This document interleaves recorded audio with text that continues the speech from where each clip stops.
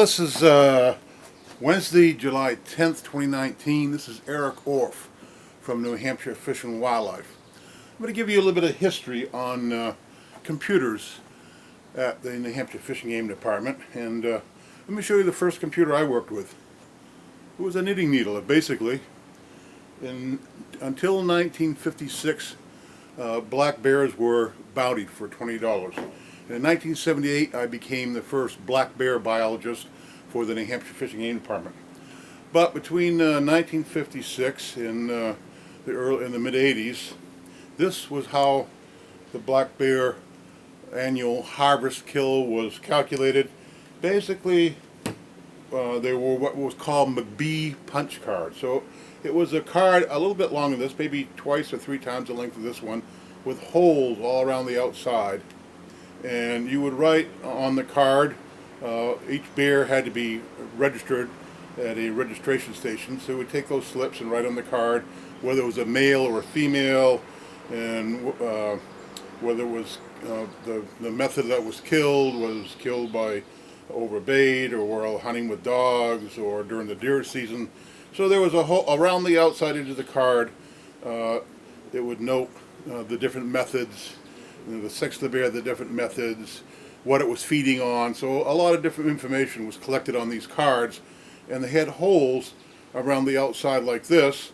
And what I did, I would take and transform this information to the McBee cards on my Christmas vacation. I was selected as the New Hampshire's first black bear biologist in October, and by the next year I would take the cards home, because I stayed home between Christmas and New Year's, and I would take the cards and fix them. So basically I would punch out the edge of the hole if it was a male. This one I'm going to say is a female card, so I would punch out so there would actually be an opening. So when you ran the needle through, it would fall out.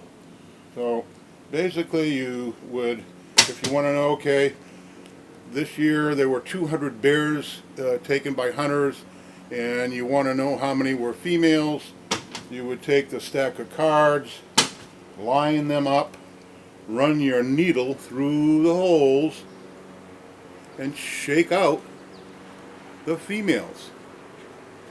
So you would know how many female bears were taken by hunters. So you could do the same thing for males, or whether they were taken by wild deer hunting or over with dogs. So that was the system that was used from 1956 until 1986. So 30 years, this was the Fish and Game's computer for tabulating the bear kill each year. Beginning in 1984, I actually started going up north.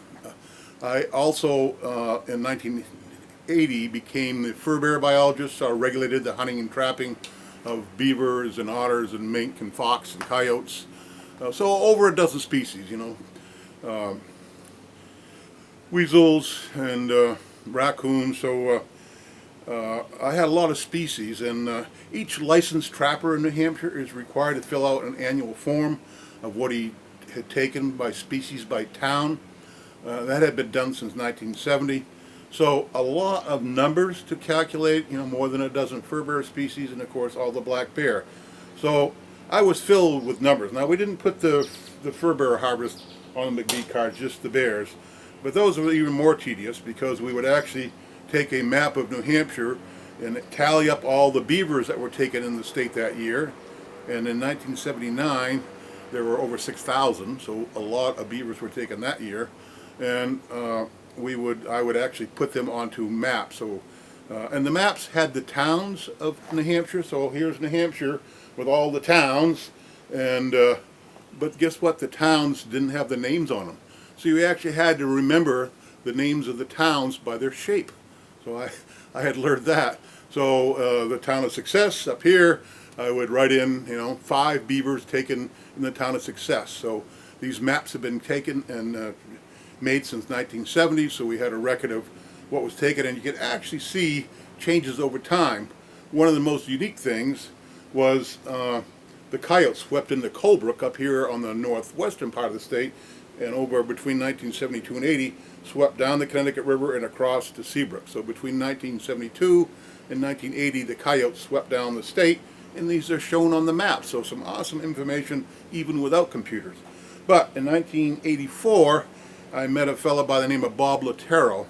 He had been trapping and knew that and when I talked to him, he knew I was struggling with all these numbers. He said, so why don't you come up to my place? He had started in 1979 a computer business called Northern Technologies up in Jefferson, New Hampshire. So Bob says, come on up and I can help you. So up I went with the bear cards, the whole stack of McBee bear cards. So Bob went around, and now he owned this business, and he had a staff of several in his office, and they would leave at 5. So Bob says, well, come on up and be there at 5. Well, Bob and his wife, not only did they invite me to come up at 5, but quite often I sat down to dinner with them because I worked a full day at Fish and Game. I would head up to get up there, an hour plus drive to Jefferson and get there in time for dinner. And then we would finish dinner, and up we'd go up into his office in the loft above the garage and sit down at the computer, and he wrote a program to enter the bears. So I would go up there at least once a week and enter the numbers of the bear kill, and sure enough printed something out. Well, that worked for all in 1984, and we realized that, gee, it would be great if Fish and Game had a computer. You could just stay at your office, put these in. So we began to work in 1984 to get a personal computer.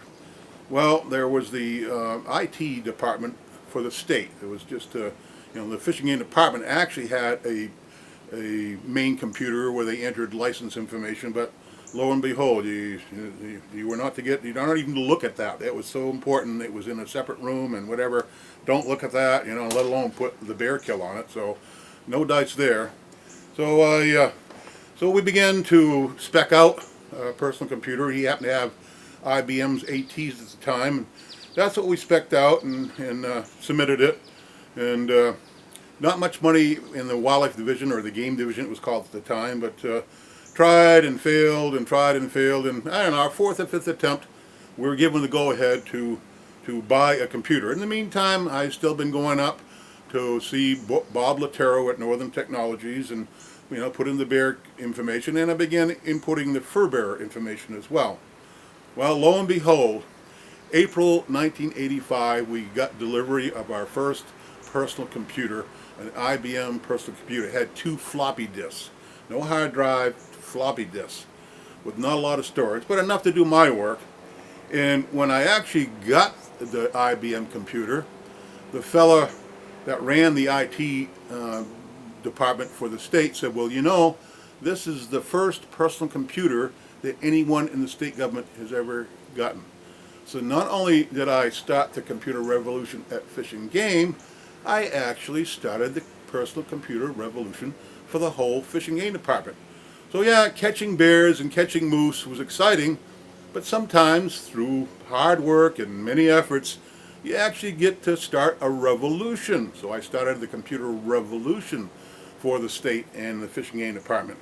And the computer we got a printer, and I used that computer for the next probably, close to 30 years. I think it was in the early 2000s that I finally gave up my first IBM, because they had the programs in there that I wanted. And the coolest thing about it, and the only thing I saved when I was required to give away my first state computer, was there was a box of paper. Nobody seemed to want it, and they told me just throw it out. Well, I took a bunch of it, a few reams of it, and I brought it home so that my grandchildren could use them eventually for their fun and games. But I just figured, there's a box of paper and there's going to be use for it. So guess what?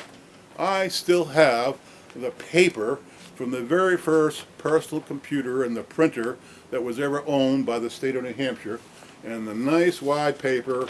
I could put on here each county, the 10 counties, and all the columns. And for years and years, I printed out the fur bearer annual tabulation by town that way, the bear kill. So it was an awesome printer and the system. So it's amazing how far we've come. Here's a computer with a heck of a lot more power, but for me, it was an exciting channel to transform the Fish and Game department and essentially the state of New Hampshire to a computerized personal computer system. And it all began with a knitting needle.